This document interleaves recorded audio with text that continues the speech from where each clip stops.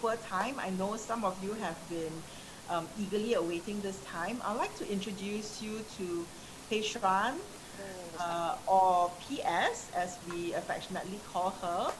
PS is the Chief Everything Officer of or the CEO of Everyday Tour Company. She's born and raised in Singapore. PS has also lived in the US and Europe, and it was during her time overseas that she came close to all the spectacular skylines around the world and got inspiration to share Singapore through stories and walking tours. So now I will hand the stage over to PS and bring you right into the Botanic Gardens. Okay, we'll leave you in Okay, PS. sorry, is it?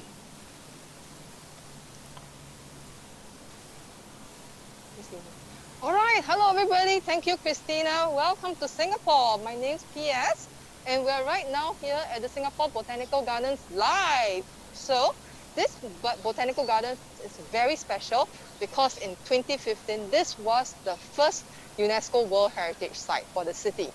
So, and when we talk about World Heritage Site, the Botanical Gardens is also the only tropical gardens within the list. So let me just give you some context to the gardens. The gardens is not very big, like Singapore, like what Christina shared, but it sure packs a punch in terms of its extensive flora and fauna. We're now here at the Ginger Gardens, and I'm thinking that this is the best time to be here because ginger flowers are very delicate. The time difference between us really means that we're in the morning. This means that the ginger flowers are the best, and that's why we're doing this little tour today. What I plan a little bit of a spicy walk. We're going to look at some of the edible gingers within the ginger gardens, how they are used in the culinary kitchens in Southeast Asia, and also how you might be able to incorporate your newfound knowledge in your cooking repertoire. So let's really start with this. Something that we're very, very, very familiar with. This is the common ginger. And this is something that we cook with all the time. So this is something that you're familiar with. Let's start with something familiar. Then I will also walk through with something that is gaining a lot of popularity nowadays. This is called the turmeric, sometimes referred to as the golden spice. So very much in Asia, it is used for medicinal purposes. In the last few years, it's been getting very, very trendy.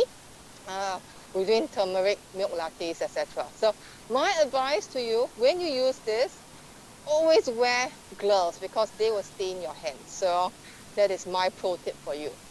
All right, so all these gingers, all found within the ginger gardens, all native to the region. The next one that we have is something that looks like a ginger, but not a ginger. So this is what we call a galangal. Okay, galangal is very different. You cannot use them interchangeably. It is very, very citrusy, very earthy flavor. So unlike the ginger that I showed you, very, very pungent, very spicy. So this one typically used in a lot of Asian soups with a coconut base. All right, so this galangal, very, very interesting. And last but not least, we also have a personal favorite of mine. This is native to this part of the world. This is what we call a torch ginger. Okay. Why we call it a torch ginger is because it's shaped like a torch. And if you look behind me, you can actually see the torch ginger flowers in bloom. So very, very pretty. That's why I really like to show you. Okay, let's go back to this torch ginger. This torch ginger, sometimes it's called a rojak flower. Why so? Because of its use in a dish in Singapore called the rojak. So you can see the picture. This is how it looks like. And so let me just walk you through the process. Rojak in Malay is a Malay term, has a Malay term called to mix. So what happens? Fruits and vegetables are mixed together.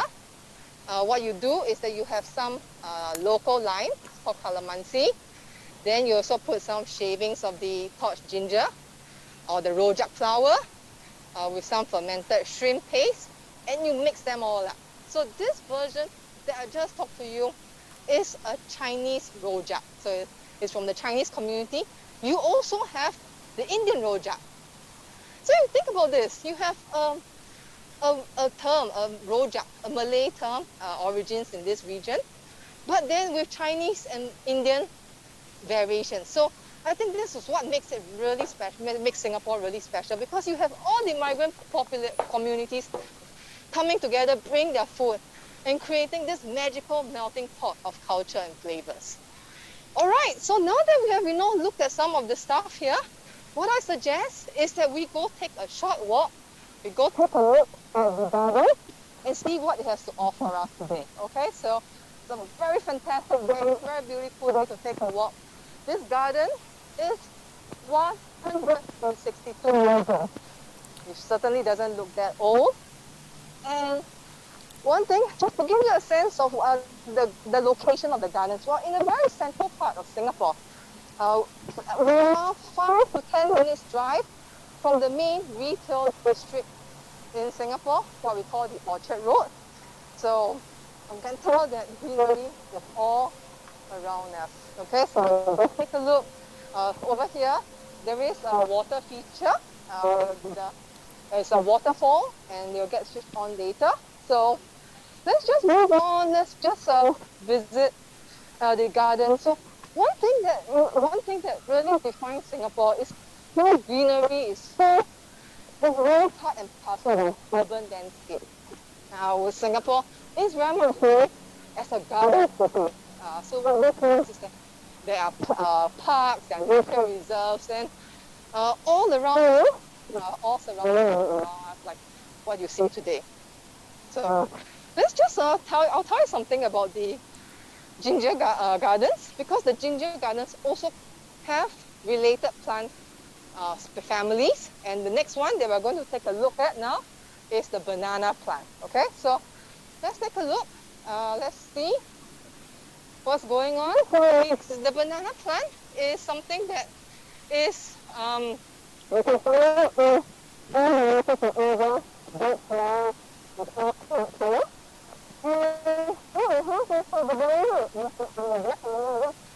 the fruit can be cut into and deep fried into chips.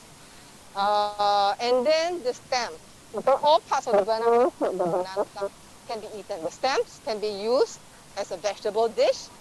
And last but not least, a plate. I use some banana leaves too as base. So that's what happens. So a lot of times the banana leaves are used as a serving dish. So let's just move on. Something very interesting. Very much people in the garden. Very much to show you. And it's right about here now. So let's just take a look. We have the campaigns. Yes, so the campaigns, this part of the world, but they are so prevalent in the garden. So what you have is sometimes we call them the lobster claw. The common name is the lobster claw, just because it's shaped like the lobster, the claw of the lobster. All right, come, let's move on. There's something over there, because we're really at the focal point of the ginger gardens. And say, you come to the gardens, you're tired, or you just want to spend some time taking in the vast beauty of the space. This is where I'll totally recommend. This is what we call it's a little cafe cum restaurant called Halia. Halia is a Malay word, and no prizes if you guess that the word Halia actually means ginger. So there you go. This restaurant, it actually incorporates a lot of ginger flavors into its food and beverages. So very, very nice spot. Highly recommend if you're going to come to the gardens. So we're just going to end off our last stop just around the corner.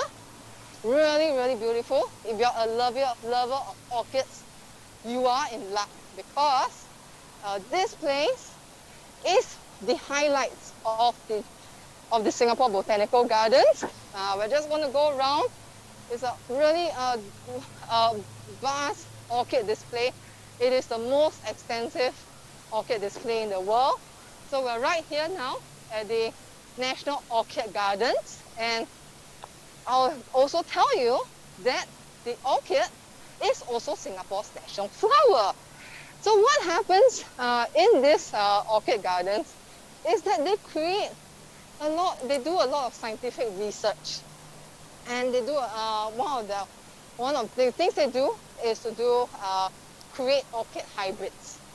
So the current the current president of the United States, Joe and Jill Biden, have actually an orchid named after them, because this is what the Orchid Garden do. They create orchid hybrids and name them after heads of states or celebrities. So when Joe Biden visited the city in 2013, he actually has an orchid named after him. So very, very special. And do you know that even the national flower in Singapore that I just shared to you about, the Vanda Miss Joachim, it is also an orchid hybrid.